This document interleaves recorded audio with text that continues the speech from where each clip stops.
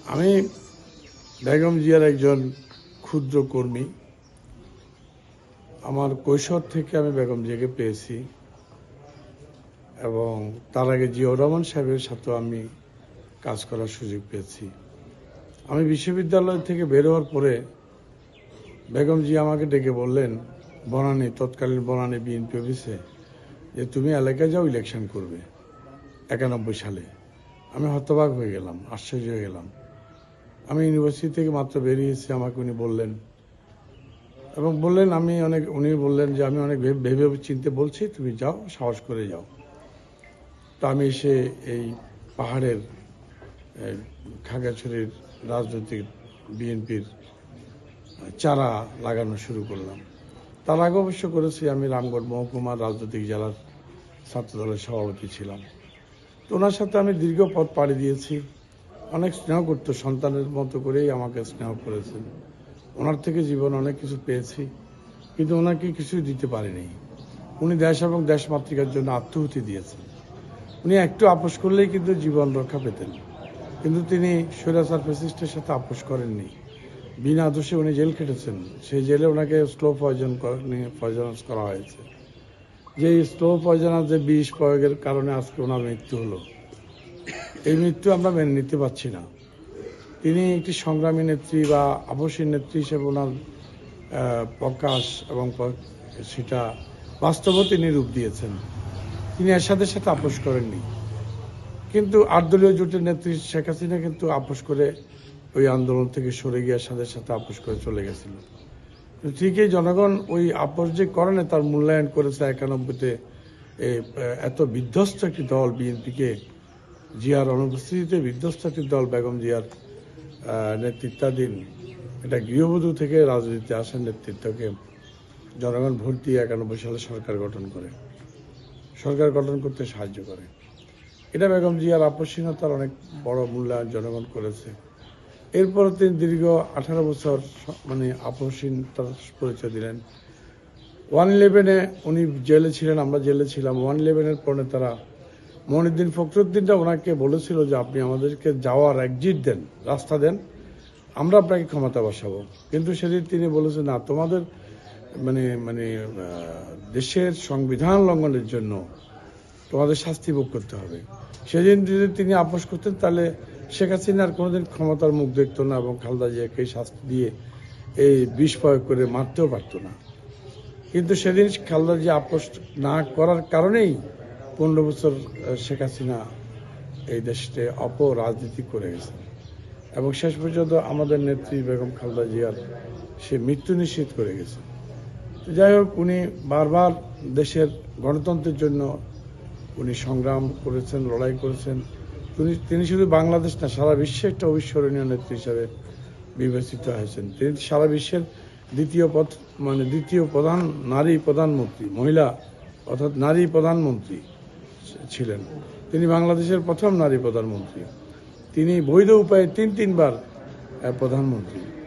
তিনি শুধু আজকে বাংলাদেশের সীমাবদ্ধ না, সারা বিশ্বের অন্যতম নেতাদের মধ্যে উনি পরিণত হয়েছেন। তিনি বেঁচে থাকতে আজকে বাংলাদেশের একজন মুরব্বী বেঁচে থাকতো, শুধু বিএনপির সম্পদ না, তিনি সারা দেশের সম্পদ ছিলেন। তো না, ওনার এই সারা দেশের সম্পদ আমরা হারালাম। তিনি আমাদের আগামী দুর্ভোগে দুর্দিনে আমাদেরকে পরামর্শ দিতে পারতেন। ওনার কথা সবাই শুনতো, দল বিদল সবাই শুনতো। ওই একটি স্তরে উনি পৌঁছে গেছেন। বিরোধী দল বলেন, নিজ দল বলেন, সকলেই কিন্তু ওনার কথা শোনার মতো একটা ওনার অবস্থান তৈরি হয়েছিল এবং সবাই শোনা শুরু করেছিল। তো সে অবস্থায় আমরা জাতি আরো বেশি উপকৃত হতাম।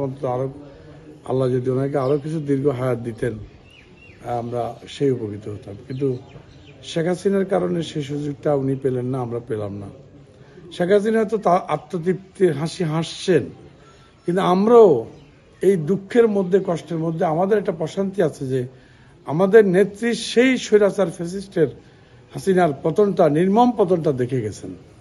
এটা আমাদের পাওনা। এর চেয়ে আর আমার বলার কিছু নাই। কোনো একটা সালের নির্বাচনের সময় আমি তখন ছাত্র নেতা বা ছাত্র নেতা এরকম, আমি পরশুরাম, ওনার নির্বাচন এলাকা পরশুরামে গেছিলাম, ফেনী পরশুরাম। তো আমি রাস্তায় সবার সাথে হাঁটছি, উনি গাড়ির থেকে জানলা নামিয়ে অন্যদেরকে বলতেছিল গাড়ির, ওই ওই দেখো দেখো এটা আমাদের অদূত অদূত অদূত এরকম করে বলছে। আমার নাম তো ওয়াদুদ, উনি আমার মায়ের মতো করে অদূত ডাকতেন, আমার মাও অদূত ডাকতেন, তিনিও অদূত ডাকতেন। তিনি আমার আঙ্গুল দিয়ে দেখালো যে অন্যদেরকে যে ওই অদূত দেখো, ওই আমাদের অদূত ছেলেটা।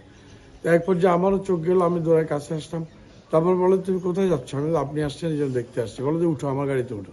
পিছনে ওনার গাড়ির সিট ছিল, সেখানে আমি উঠলাম। উঠে দিয়ে কর্নেল অলি এবং উনি এবং আরও সিনিয়র এক দুজন নেতা ওনার গাড়িতে বসা। তো এই যে মাতৃস্নেহে অদূত বলে রাস্তা থেকে ডাক দিয়ে গাড়িতে উঠালেন, তিনি তখন প্রধানমন্ত্রী বা প্রধানমন্ত্রী হতে যাচ্ছেন এরকম। এছাড়াও আমি আরেকবার, উনি যখন প্রধানমন্ত্রী, ওনার সন্ধ্যাকালীন অফিস ছিল, সান্ধ্যকালীন অফিস ছিল সুগন্ধায়, ঢাকার মানে সুগন্ধা ওনার সান্ধ্যকালীন অফিস, সুগন্ধা অতিথি ভবন, সেটা হলো ইয়েতে আর কি পার্কে, ওই যে কি পার্ক বলে এটাকে, যাই হোক সুগন্ধা অতিথি ভবন, সেখানে সান্ধ্যকালীন অফিস করতেন। তো এক পর্যায়ে ওনার দরজার সামনে দিয়ে আমি দু একবার হাঁটাচলা করলাম। তো উনি কাকে জানি কি বললেন আমি জানি না, আমাকে ডাকলো, বলতে আপনাকে বা তোমাকে ভিতরে ডাকছে।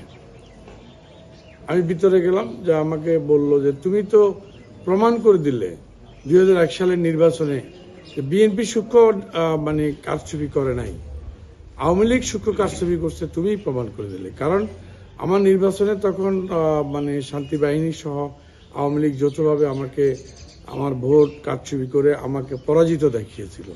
আমি আদালতের মাধ্যমে 1 বছরের মধ্যে আমি আমার পক্ষে রায় আনি এবং আওয়ামী লীগ কারচুপি করেছিল সেটা প্রমাণ করে শান্তি বাহিনীর মাধ্যমে। সেটা প্রমাণের মধ্য দিয়ে তিনি বললেন যে তুমি তো আদালতের মাধ্যমেই প্রমাণ করে দিলে বিএনপি সূক্ষ্ম কারচুপি করে নাই, কারচুপি তারা করেছিল, সেটা তুমি এবং আদালতের মাধ্যমে প্রমাণ করলে। তো সেখানে আমাকে সকল কথা বলা শুরুতেই জাহানারা বেগম, গণশিক্ষা মন্ত্রী, তিনি আমাকে চিনতে পারছিল না। তিনি বোধহয় জিজ্ঞেস করতেছিল যে ম্যাডামকে ওই কে। ম্যাডাম খুব মানে রাগান্বিত স্বরে বললো, তুমি চিনো না, সে আমাদের ওয়াদুদ, আমাদের ওদুদ। এই যে মানে বিষয়গুলো ছোট ছোট, এগুলো খুবই স্মৃতিময় এবং খুবই বেদনার সময় এখন। আর অনেক স্মৃতি, ওনার সাথে অনেক কাজ করেছি, অনেক স্মৃতি।